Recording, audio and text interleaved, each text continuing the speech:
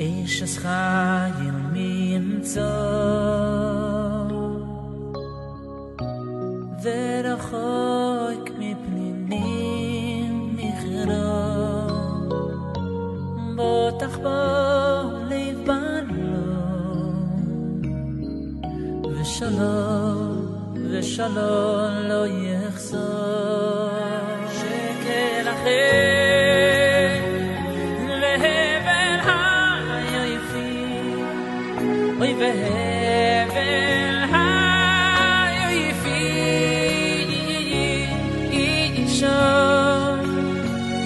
Isha Yiras Hashem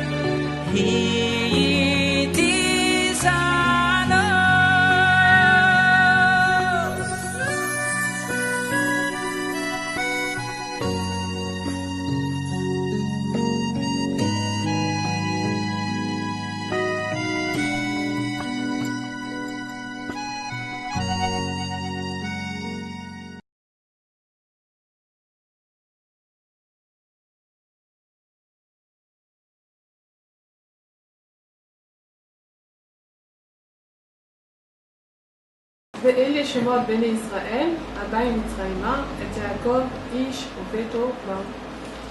Et voici les noms de Béné Israël qui sont venus en Égypte avec Yaakov, chacun avec sa maison, sont venus. Et alors on énumère Rouven, Shimon, Lévi, Yehuda, Issachar, Zebulun, Binyamin, Dan, Naphtali, Gad et Asher. Là, on dit tous les noms de Béné Israël qui sont descendus en Égypte avec Yaakov Avinu. Alors, Rabbeinu, il nous dit dans l'Écoutez Moharan, et on retrouve ça dans les Shtapot HaNefesh. Les Shtapot HaNefesh, il nous explique comment faire la Hidbodedout et tous les Mekorot, toutes les sources pour rapporter le sujet des Hidbodedout dans l'Écoutez Moharan, dans tous les livres de Breslev. Donc il nous a fait un concentré pour dire, voilà, toutes les fois où Rabbeinu il a parlé de la Hidbodedout, et il a expliqué dans ce sens, et il a expliqué avec cette Torah, il a expliqué avec ce machal, et voilà, c'est écrit là-bas, c'est écrit ici, donc il rapporte tout pour nous aider à nous stimuler pour faire cette étude à la L'Hidbodedout, elle peut se faire aussi en écrivant. Oui, écrire c'est comme parler. Écrire c'est comme parler. Quelquefois, me disait écrire c'est comme parler. C'est vrai que moi j'ai commencé dans les Hidbodedout avec l'écriture. Et c'est en écrivant, en commençant à écrire, que la Yetzat des Hidbodedout m'est venue. Comment ça a commencé? Comment je suis devenue Breslev? Je ne crois pas qu'on devient Breslev, je crois qu'on est, et puis on découvre. C'est ça. Ben, j'avais 12-13 ans, quand j'étais à l'école. Et puis un jour, j'avais un prof de français. Il était pas comme tout le monde. C'était un vieux monsieur, un rêveur, un penseur, un philosophe. Et de temps en temps, lui, il s'asseyait sur le bord du bureau et puis il nous parlait. C'était un kiff de l'avoir parce qu'on savait qu'on n'allait pas travailler. Surtout, il allait parler. Elle écoutait.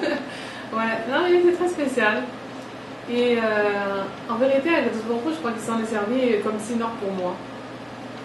Pour faire passer des... C'est vrai, c'était un homme qui était... Il se lâchait. Ça veut dire qu'il pouvait être un synor, il pouvait être un tuyau pour faire passer des messages. Des messages du ciel. Et c'est par lui que m'est venue la Yetzat de la Hidbodedout. Donc j'avais 12-13 ans. On était traditionnalistes à la maison, on ne faisait pas vraiment ce qu'il fallait. Pareil, on fait ça tout doucement vendredi soir. Mais... Amical. Ouais. Et quand même, il ne faut pas l'oublier. Et bon, mais à 12-13 ans, on se réveille à la vie, on se réveille à la conscience, on se pose des questions, on a envie de comprendre, puis on a envie de faire quelque chose de sa vie. Et on observe autour de soi et... Je voyais rien qui en valait le coup, quoi. Ouais. Mais je vivais intérieurement ce malaise-là, sans pouvoir l'exprimer à personne, parce que Comment on va exprimer un malaise comme ça? On ne ressent pas de raison de vivre dans un monde qui est plein de dignes de nôtre. À qui on va le dire? Alors j'ai tout fait mon malaise. Et un jour, donc, j'étais à l'école, et puis ce prof de français, sur le bord de son bureau, il me dit alors je vais vous donner un conseil. Ceux qui ne sont pas très forts en vocabulaire, grammaire, etc., rédaction, je vous conseille d'acheter un cahier et d'écrire tous les soirs ce que vous aurez fait dans la journée. C'est simple. C'est bon. Ah, j'ai entendu ça et je me suis dit, c'est génial. C'est vrai, je faisais énormément d'efforts dans mes rédactions et tout, et j'étais pas trop contente du résultat. J'arrivais pas à l'exprimer. Donc j'aurais voulu chercher comment exprimer des choses qui étaient en moi, qui étaient fortes, mais que je n'arrivais pas à mettre dans des mots. Par exemple, une fois, il nous avait dit de faire une rédaction sur un sujet. Quel est le plus beau livre du monde? Parler. Ouais, mais à l'époque, Oui. je ne savais pas trop ce que c'était. Alors j'ai bien cherché, et j'ai écrit le dictionnaire. Je dis parce qu'il y a tout dans le dictionnaire. Si je savais qu'est-ce qu'il y avait dans le dictionnaire, mais je serais très érudite, et puis je connaîtrais tout, je comprendrais tout. Et je sentais que c'était un truc, un outil, un concentré comme ça, un potentiel très très... On peut faire plein de choses avec, quoi, avec toute l'expérience, toutes les connaissances, mais j'arrivais pas à l'exprimer. Je sentais le truc, mais j'arrivais pas à l'exprimer. C'était comme ça en tout. Je sentais des choses qui étaient très fortes, mais j'arrivais pas à l'exprimer.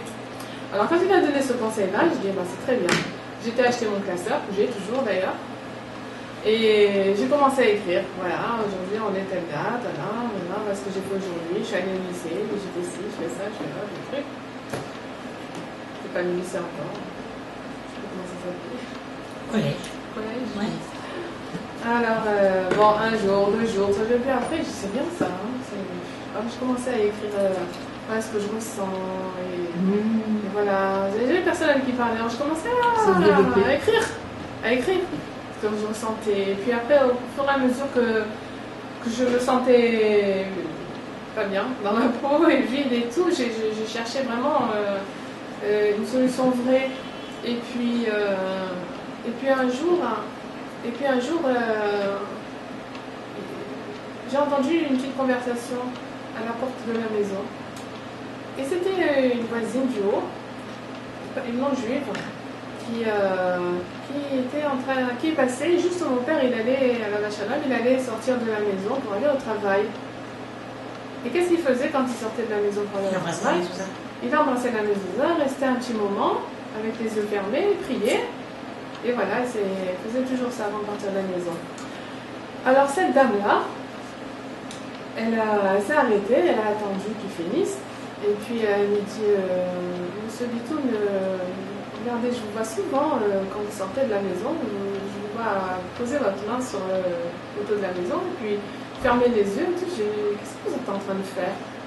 Alors elle lui dit, moi, quand j'ai quelque chose à demander au bon Dieu, c'est là que je lui demande. Voilà.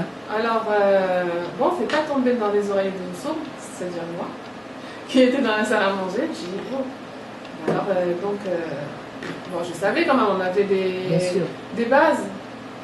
Nos parents nous ont élevés dans l'amour d'Akadosh Baruch Hu, je veux dire, dans la croyance et tout.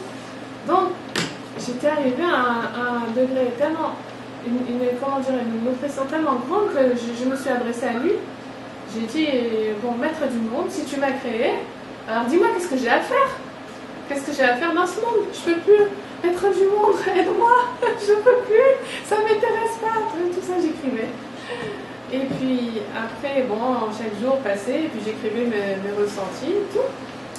Et puis des fois, je me relisais, voilà, au bout d'une semaine, 2 semaines, 3 semaines, je me relisais.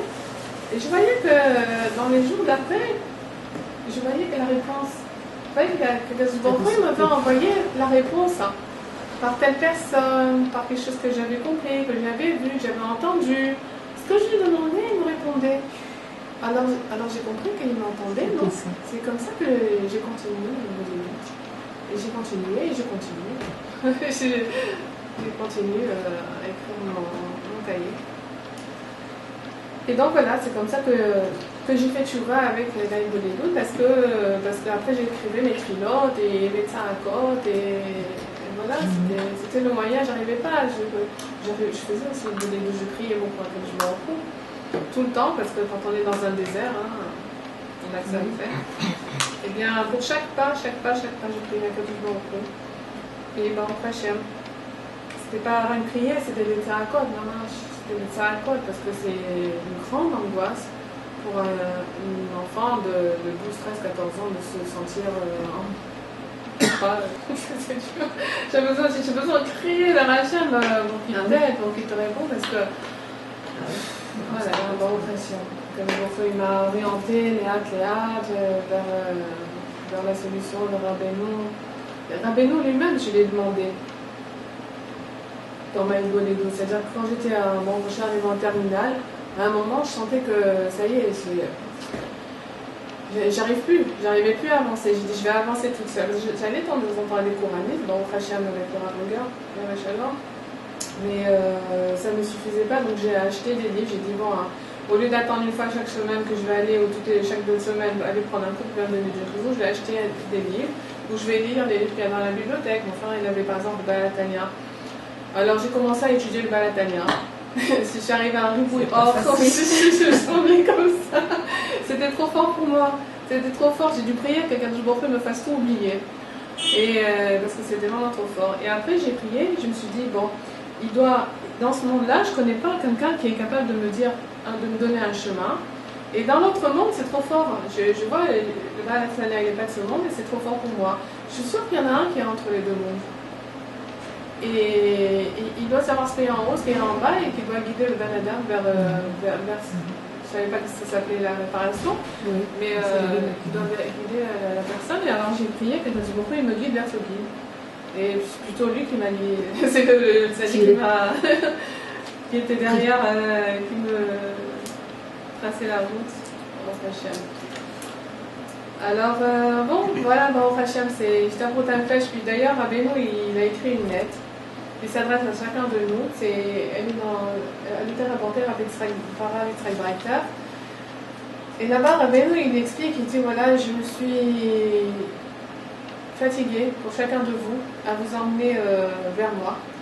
Et la preuve, c'est que vous allez voir comment le chemin était difficile. Vous allez remarquer, vous allez voir qu'il y a eu beaucoup de miracles, parce que finalement vous arrivez à moi. Et voilà, je vous le dis parce que je me suis beaucoup fatiguée. Rabbeinu, c'est pas Bachou d'emmener à lui des ladins, c'est zéro Bachou. C'est un grand exploit. Chaque Neshama que Rabbeinu l'amène à lui, c'est un grand exploit de sa part. De la part de la personne aussi, parce qu'elle a besoin d'avoir des retournois, des skolot, des Neshama. Mais Rabbeinu, il se fatigue pour chacun de nous. Et il a dit, voilà, maintenant, sachez une chose, sachez deux choses, c'est que celui qui se rapproche de moi, d'abord, j'ai compris une chose, c'est qu'il ne va jamais se rouler, il ne va jamais se raconter des histoires sur lui-même. Il va être MS.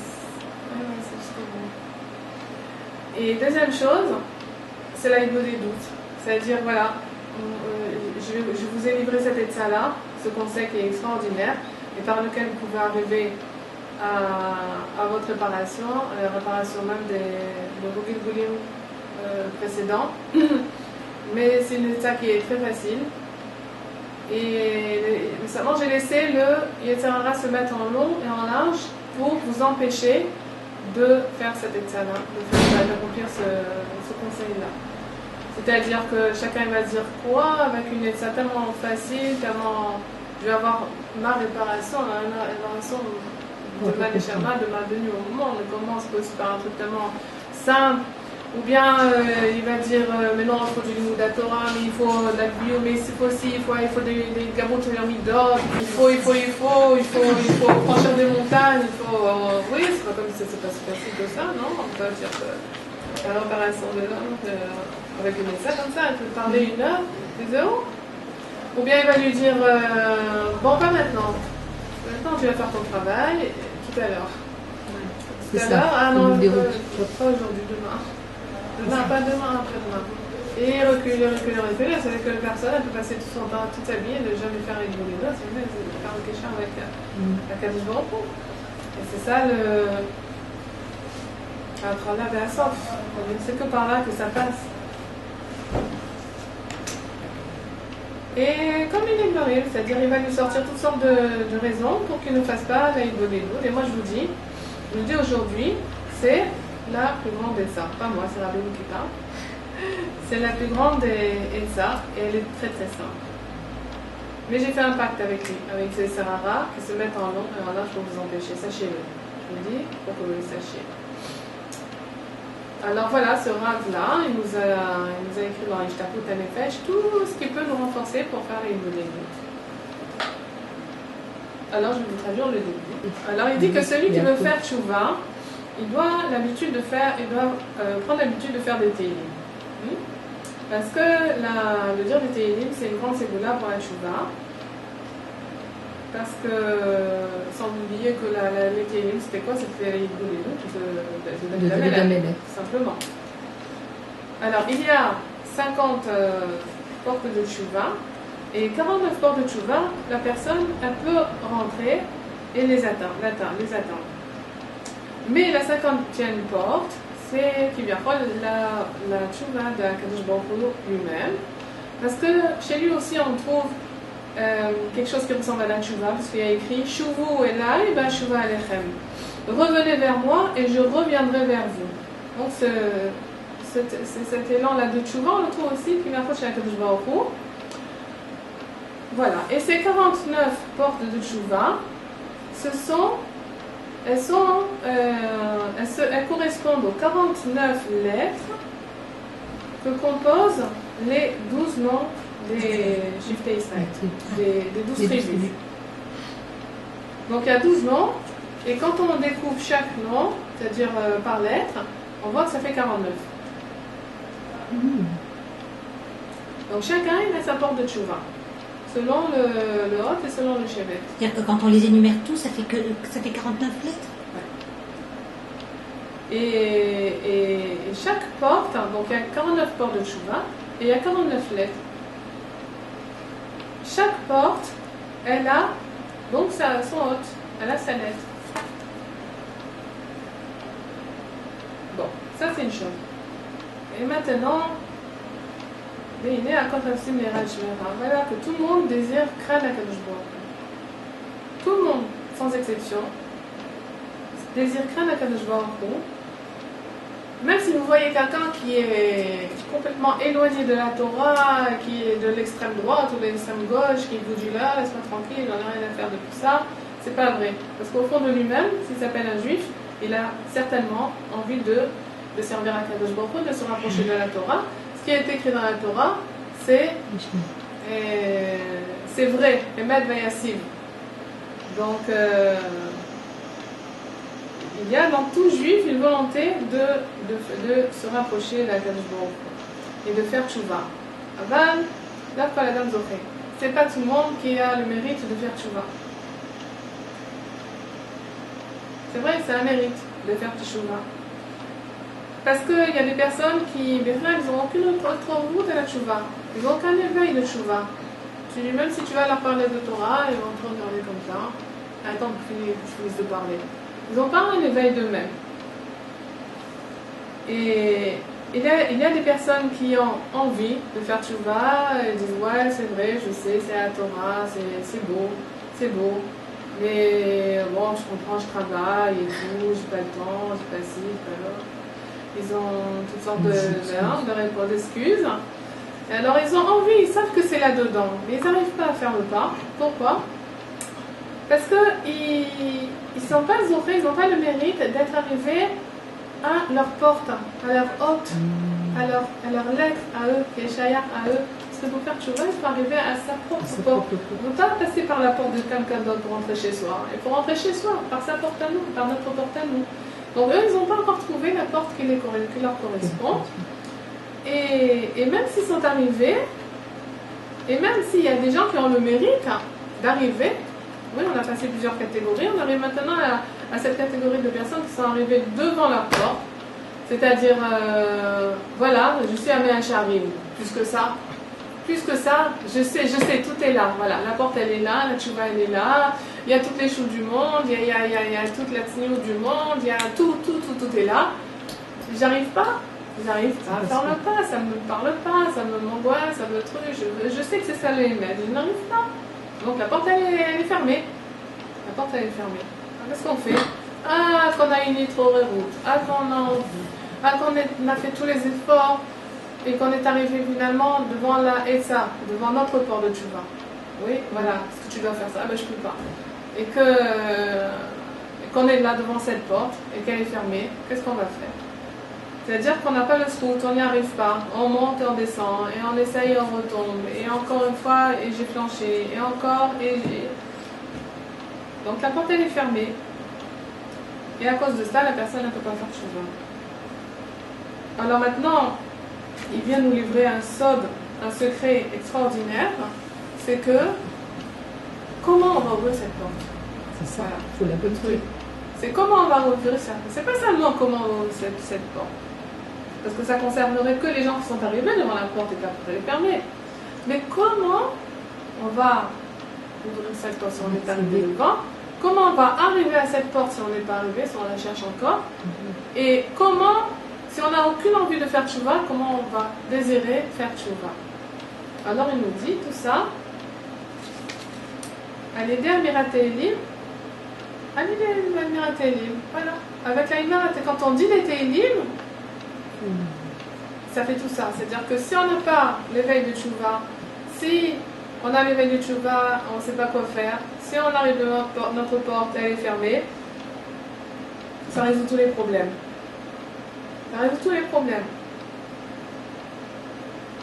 C'est-à-dire que ça fait un travail en nous, sans que s'en rende compte, qui fait en sorte qu'on va pouvoir faire tchouva quand on lit des télim régulièrement. Est-ce qu'il est précisé quel télim on doit faire pour pouvoir lancer? Les télim. Les télim, tous les télim. Les télim en général. Alors Rabbi Bisra, il disait, Rabbi Bisra Bender, il disait, voilà ce qu'il dit au début, Yer Ragil B'amirat Télim, Mishirotse l'histoire de tchouva. Il faut avoir l'habitude de dire des télim. Alors l'habitude c'est quoi? Il faut faire tous les jours. Et combien tous les jours? Au moins le yom, le jour, les télim du jour, c'est-à-dire dimanche, les 30 premiers, les lundis, c'est jusqu'à Nounalef, après mardi, etc. On arrive Shabbat, on finit tous les télim. Alors ça s'appelle ça Emirat Télim, c'est-à-dire à la fin de la semaine, on a fini de se faire télim. Et si tu fais, par exemple, il y en a qui séparent la date par rapport au mois.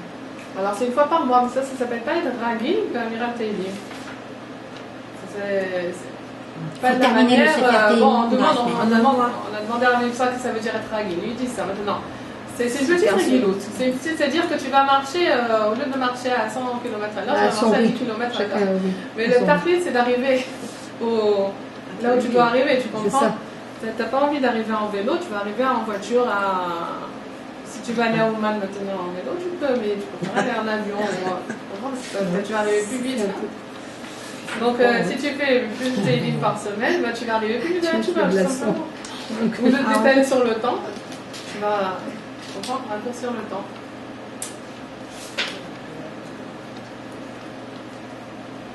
Alors, donc, avec la lecture de télim, tu vas arriver à la lettre et à la porte qui t'est personnelle et tu vas ouvrir la porte.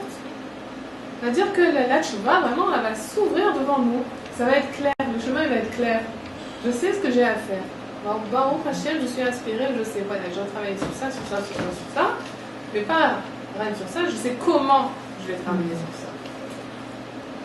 ועיקר הזדקרו 12 שבטייה, שהם 49 אותיות, שהם בחינת 49 שערי תשובה, היה במצרים, שהוא בחינת מצר הגאון. Alors, le principal de la Isdakrout, c'est-à-dire la Isdakrout, c'est le fait de se purifier, oui, de la purification des 12 tribus, c'est-à-dire des 49 lettres. Où est-ce qu'elle s'est faite? En Mitzrayim. Oui, dans le creuset. Ils sont dans le creuset. Ouais, c'est là-bas. Dans la servitude, c'est là qu'ils se sont purifiés de toutes les clipotes. Oui. Et donc ces 49 lettres qui composent les 12 tribus, qui sont les 49 ports de Tchouva, c'est là-bas, en Mitzrayim, qu'elles se sont purifiées, donc Prinat Tchouva. C'est-à-dire qu'ils ont fait une Tchouva parfaite en Mitzrayim. Une purification parfaite. Et donc après qu'ils se sont purifiés là-bas, en Israël, ils ont été exhortés de sortir de l'Égypte et de compter les 49 jours de la Sfirat HaOmer, qui sont, c'est-à-dire Une préparation. selon les 49 lettres que composent les noms des 12 tribus, 49. et qui sont les 49 ports de Tchouva. Alors donc cette purification s'est faite en Mitzrayim, et après donc quand ils sont sortis, ils ont compté les 49 degrés du Homer, c'est-à-dire les 49 ports de la Tchouva, tous les Sphirot qui ont mené à Kabbalat Torah. Et le 50e jour, qu'est-ce qu'il est dit sur le 50e jour? Vayered Hashem à Sinai. Kadosh Baruch Hu, il est descendu, c'est-à-dire c'est Tchouva, la Kadosh Baruch Hu, vers l'Am Israël, la Tchouva et l'Echem. Et je viendrai vers vous, et Prinat Tchouva Sheshem Yibarach Be'atzmo. C'est la 50e porte. Alors, le rapport avec la paracha, c'est que Ve'ele Shemot Ben Israël Abayim, oui, sauf Tevot, Teilim.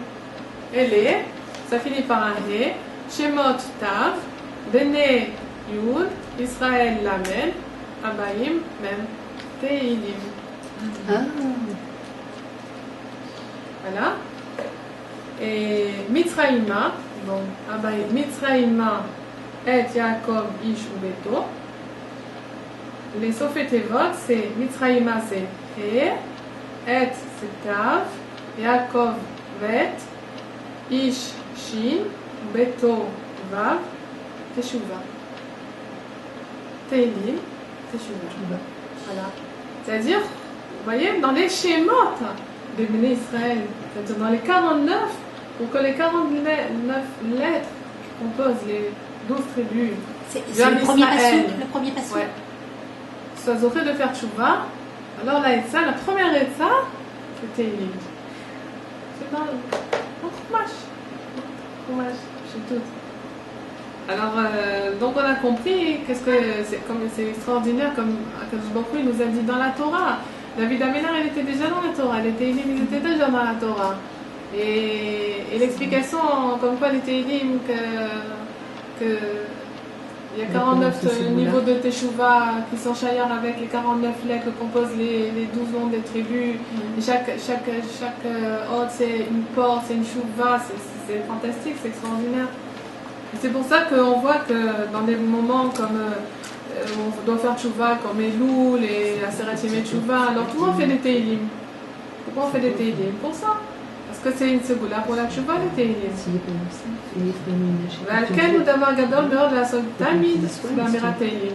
Et donc c'est une très grande chose de dire tout le temps des Teilim.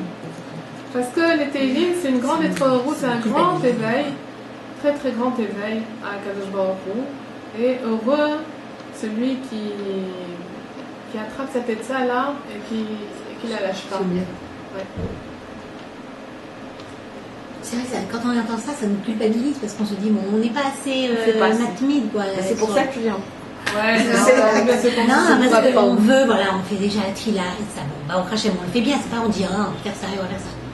Mais des fois, on se dit, mais j'ai même pas le temps de faire au moins mon Rishon, quoi, montrer. Et qu'est-ce que tu vas dire de Rabbi Nathan qui a écrit C'est ça. tout le Likutei Moharan sous la dictée et tout le Likutei Lachot? Il faisait pas la vaisselle, lui. Et Là, moi, je vais te dire, c'est qu'on rentre dans une midrashia. les Tratzot, et tous les cours qu'il faisait, qu'il a construit le Beth Knesset de Rabbi Nachman, et qu'il est venu en Eretz Israël, et qu'il vendait les livres de Rabbeinu, et qu'il faudrait 10 vies pour vivre ce que Rabbi Nathan il a vécu. Mais c'est parce que le temps il n'existe pas, le temps il est élastique. Tu prends ce que tu veux dans ton temps. Ouais, tu vas voir quand tu vas t'organiser. Tu prends une feuille, tu prends un cahier, oui, et tu écris, voilà, aujourd'hui je me fixe ça. On a 24 heures dans une journée. 24 heures. Combien on va dormir? Toujours à faire tout ce qu'on a marqué sur 8 heures, disons on va dormir 8 heures. Hein. Alors 16 heures, il reste 16 heures. Combien tu fais du ménage? 2 heures. Enfin, moi 2 je m'en heures. ménage maximum. Pas Moi, 2 non, heures. j'en fais pas. Pas 2 heures. Carrément. Moi non plus. Entre 1 Je heure et reste 2 sur heures. l'ange quand même. D'accord, Je 3 suis heures. obligée. Ok, 3 heures maximum. Non, grand maximum. 3 heures, ça fait 11 16 heures. moins 3. Non. Non, en tout, ça fait de 8 heures de sommeil plus 3 heures de ménage. Ah, moi 11 j'enlève. heures. Attends, moi D'accord. je suis dans l'autre sens. Je fais dans 24 moins 8, ça fait 16. 16 moins 3, ça fait 13. Bon, combien de temps on mange? On travaille aussi. Attends, Il faut combien de temps on préparer, mange? il faut faire 20 des minutes courses. peut-être maximum. 20 minutes. Alors, une Une heure à heure manger. Il faut que tu fasses des courses. Et ben 1 heure à faire Ah, à les manger. courses. Alors, les Mais tu en fais courses. pas tous les jours. Tu Oui, partages, mais- alors tu partages Oui, mais quand les même. courses, le manger et manger. Préparation. 2 heures, Non. Maximum. grand maximum. Mais même pas. D'accord. Parce alors- que les courses, vous n'allez pas les faire tous les jours pour manger de toute façon. Bon, allez, Oui, on va dire même avec maximum. Shabbat, On va dire, on va traîner entre temps, là, Ouais, on avec fait une copine, préparation. on discute. T'enlèves 2 heures encore, il reste 11 heures. Se laver, Bon. s'habiller. Se laver, s'habiller. Une demi-heure. Oui. 10h30. Lumière, t'es rapide. Et après. Les téléphones qu'on reçoit, les coups de téléphone qu'on Alors, reçoit. 4h, Moi, 5 je heures. ne reçois pas. Ouais, 4 heures. ouais, l'après-midi. Ouais, alors 4 heures. Donc il reste 6 heures. On est à 10h30. 6 heures. Il nous reste 5 heures. Les enfants. 5 heures. Non, Combien tu il vas nous reste à t'asseoir 5 heures. il nous Pas reste s'asseoir, 6 on met heures. leur courir après, enlever les objets, enlever les trucs. Ouais. Combien 2 heures. Allez, il reste 3 heures. 3 heures. Bon, les filotes.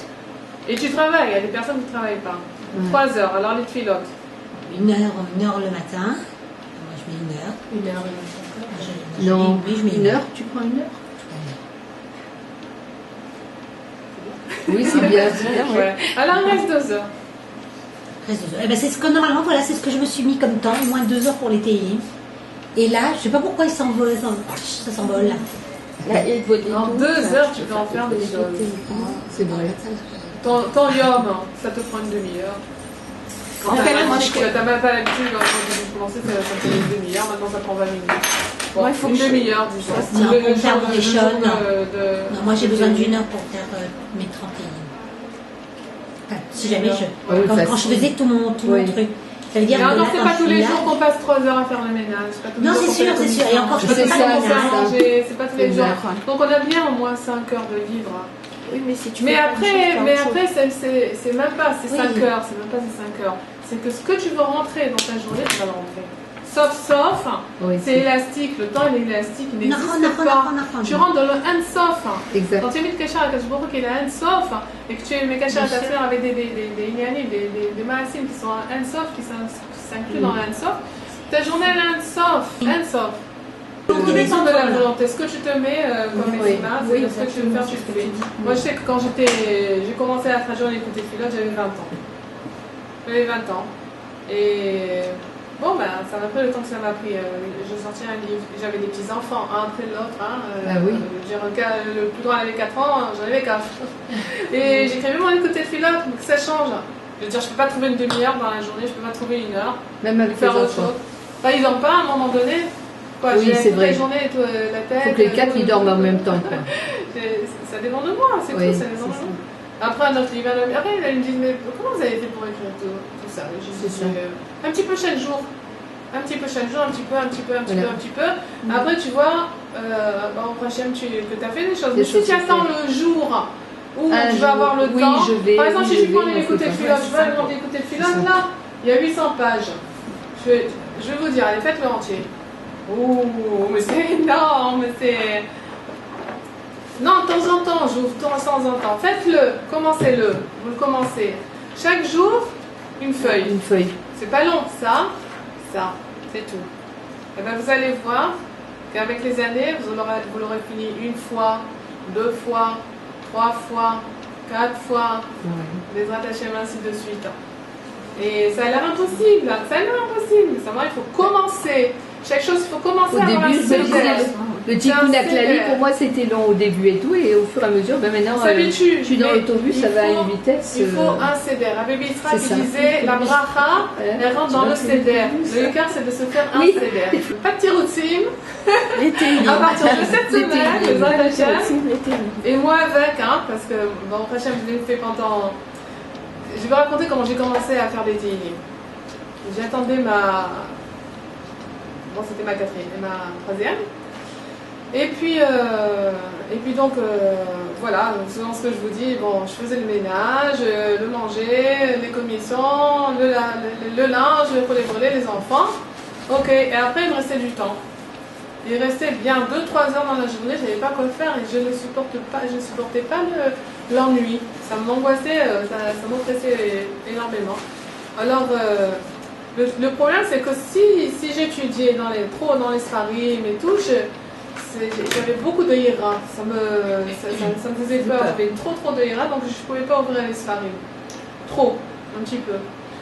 Et je me disais, mais je ne peux pas rester comme ça sans rien faire. Alors j'ai demandé à Kadosh Baruch Hu, je t'en prie, moi je ne sais pas quoi faire. J'étais assise sur ma chaise comme ça, avec mon ventre, et je disais, bon, Inch'Allah, dis-moi, qu'est-ce que je dois faire? Je ne sais pas, j'ai du temps à gagner, je ne vais pas dire à perdre, j'ai du temps. Guide-moi à savoir qu'est-ce que je dois faire, bon Inch'Allah. Alors je suis sortie faire une course, et j'ai rencontré une dame d'excellence, c'était Madame Obadia. Madame Obadia. Madame Obadia. Je suis tombée sur elle. Non, mais il y a qu'elle. Ouais. On pouvait rencontrer. Je la vois dans la rue. Ouais, c'est ça. Elle connaît tous les faire télé par cœur. Elle téléphonait à Bracha en Kawa pour lui dire aujourd'hui il y a Wanavi. Alors Bracha lui disait mais comment tu sais? Mais il y a eu un bris ce matin, donc il est encore avec nous. Donc il faut faire des télis. Alors je sors et je rencontre cette dame. Et moi je ne savais pas qui c'est. Apparemment c'était une dame de la communauté. Alors on se rencontre, elle me dit ah comment tu vas et tout, ça va bien. Regarde, tu sais, je vais te dire quelque chose. Si tu as du temps, tu n'es pas obligé de faire le ménage à fond, c'est pas grave s'il reste un petit peu et tout, c'est pas grave. Oui. Si tu as du temps, tu fais les télim. Voilà, tous les jours, tu fais le yom. Tu vas voir, ça va ouvrir, c'est bien et tout. D'accord. Je suis rentrée à la maison, j'ai fait un sérum de Sharola. Ça y est, il y a j'ai commencé à ouvrir mon livre de télim. Et bon, au Hachem, j'ai pratiquement, pendant 20 ans, j'ai fait tous les semaines, et j'ai appelé ma fille Teila. Oui, c'est exactement ça qu'elle fait. C'est pour ça que t'as fait qu'elle fallait. Très jolie. C'est brillant, on a fait là. Oui, c'était une fille. Bon.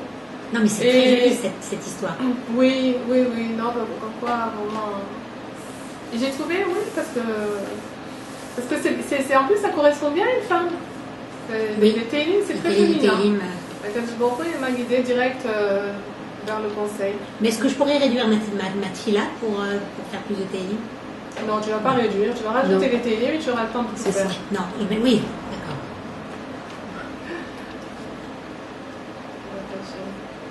Donc on a le mérite et puis Bémet, ça ouvre les portes, quoi. C'est Rabbeinu qui le dit, ça ouvre les portes. Et puis ça ouvre les portes, ça veut dire que après c'est clair, ce qu'on a à faire c'est clair. C'est ça que ça veut dire, ça ouvre les portes. En tout cas, l'apport de la tchouva, c'est déjà d'étudier comment accomplir la volonté d'Akadosh Baruch Hu. Ça, c'est la tchouva finalement, c'est ça la tchouva. Oui. C'est pas que vous leur dire toute la journée, oh, je veux faire ta volonté, je veux. Et on fait parfait, sinon, ouvre le Shulchan Aruch, et voilà. Au moins tu sauras comment tu fais ma volonté.